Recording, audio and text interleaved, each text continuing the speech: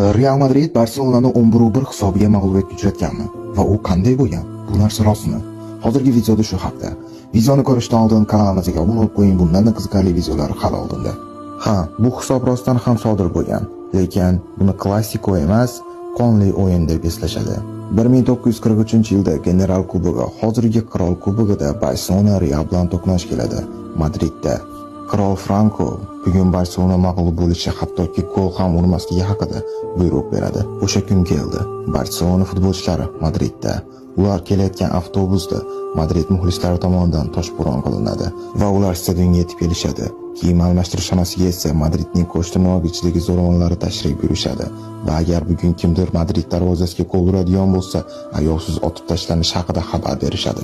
Bu so'zlardan keyin Barselona futbolchilari cho'chib qolishadi va maydonga ham chiqishni xohlashmaydi, chunki ularning hayoti xavf ostida edi. Lekin Barselona sardori ularni tinchlantiradi va ularni maydonga olib chiqadi. Lekin ular maydonda futbol o'ynashni bilishmay qolishadi, chunki qo'rquv juda ham kuchli edi. Birinchi taymdan so'ng hisob 8-0 ko'rinishga keladi.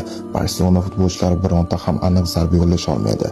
Lekin bunday sharmandalikka chidolmagan Barselona sardori ikkinchi taymda maydonga tushib o'zini golini uradi va o'z hayotiga o'zi bilmagan holatda nuqta qo'yadi va u o'yindan keyin vahshiylarcha otib o'ldiriladi.